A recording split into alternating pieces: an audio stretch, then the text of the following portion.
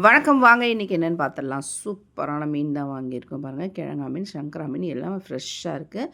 Tiger PRAN வாங்கியிருக்கோம். இது வந்து இந்த சட்ராஸ் இருக்குது இல்லையா, அங்கே வந்து போட்டில் பிடிச்சிட்டு வரும்போதே அப்போயே போய் வாங்கிட்டு வந்த மீன் இது. இது யாராவது நல்லா ஃப்ரெஷ்ஷாக கிடைக்குங்க. கொஞ்சம் விலை கம்மியாகவும் கிடைக்கும், ஐஸ் இல்லாமல் கிடைக்கும். சூப்பராக இருக்கும். அதுதான் இன்றைக்கி போயிட்டுருக்கோம்.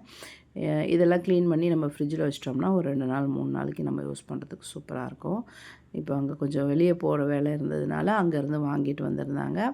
அதை தான் இன்றைக்கி க்ளீன் பண்ணிகிட்ருக்கேன். இந்த வீடியோ எடுத்து ஒரு வாரத்துக்கிட்ட ஆக போகுது. ஆனால் எனக்கு வாய்ஸ் கொடுக்க டைம் இல்லாததுனால அப்படியே தள்ளி தள்ளி வந்துருச்சு. இன்றைக்கி தான் கொஞ்சம் ஃப்ரீயாக இருக்கேன், அதனால் கொடுத்துட்ருக்கேன். சூப்பராக இருக்குது பாருங்கள். இந்த மீனை கழுவி நம்ம ஃப்ரிட்ஜில் வச்சுடுவோம்.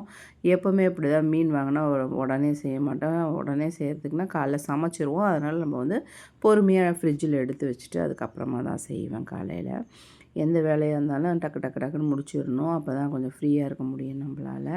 காலையில் எந்திரிச்சோமா, சமையலை முடித்தோமா, வேலையை முடித்தோமா, அப்படி தான் ஓடிக்கிட்டே இருக்கும் பார்த்துக்கோங்க.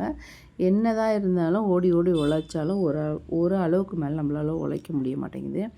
கொஞ்சம் ரெஸ்ட்டு தேவைப்படுது. அந்த டைமில் நம்ம கொஞ்சம் நேரம் உட்காந்து டிவி இல்லை ஃபோனு அதை மாதிரி பார்த்துட்ருப்போம்.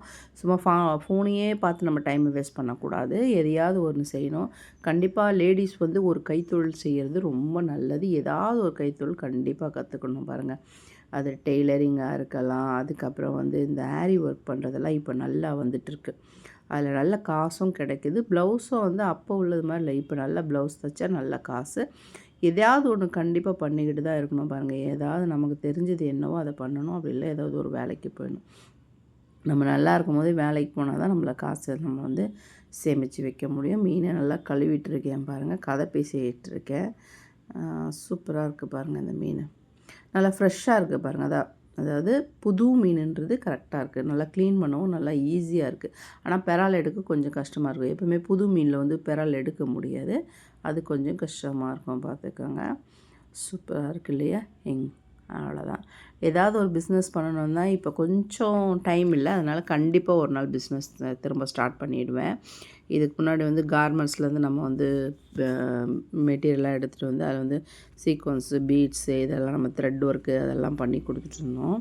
இப்போ கொஞ்சம் கொரோனானால் கொஞ்சம் ஸ்டாப் பண்ணியாச்சு. இனிமேல் வந்து ஏதாவது ஒரு பிஸ்னஸ் கண்டிப்பாக பண்ணணும். அதுக்கு இடையில பார்த்திங்கன்னா நம்ம ஏர்போர்ட் இருக்குதுல்ல பக்கத்தில், நம்ம வீட்டு பக்கத்தில் ஏர்போர்ட் இருக்கிறதுனால ஏர்போர்ட்டுக்கு ஒரு 1 இயருக்கு வந்து ட்ரைனிங் வரவங்க பசங்களுக்கு வந்து நம்ம சமைச்சு கொடுத்துட்ருந்தோம். மதியானம் லன்ச்சு, காலையில் டீ, பிஸ்கெட்டு, அப்புறம் ஒரு ஈவினிங் வந்து ஒரு டீ, வடை அந்த மாதிரி. மதியானம் ஏதாவது ஒரு வெரைட்டி ரைஸ் தான். வெரைட்டி ரைஸ், ஒரு பொரியல், அப்பளம், ஊறுகாய் அப்படி கொடுத்துட்ருந்தோம். இப்போ நம்மளுக்கு முடியல. என் பேரன் பிறந்திருக்கிறதுனால பேரனை பார்க்க சரியாக இருக்குது. இப்போ பேரனுக்கு ஒரு 1 இயர் முடிஞ்சிச்சுன்னா அதுக்கப்புறம் திரும்பவும் நம்மளோட பிஸ்னஸை ஸ்டார்ட் பண்ண வேண்டியதான். ஏதாவது ஒன்று பண்ணணும்.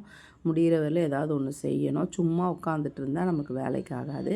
வேலை கண்டிப்பாக ஏதாவது ஒன்று செய்யணும். செஞ்சுக்கிட்டே இருந்தால் தான் நமக்கு காசு எப்போவுமே கையில் இருக்கும் பார்த்துக்கோங்க. அதனால் என்னடா இப்படி லூஸ் மாதிரி பேசிகிட்ருக்கேன்னு நினைக்காதீங்க. பேச வேண்டியதை சொல்கிறேன். நான் அப்படி தான் இருக்கேன். இது வரைக்கும் கஷ்டப்பட்டுட்டு தான் இருக்கேன், உழைச்சிட்டு தான் இருக்கேன்.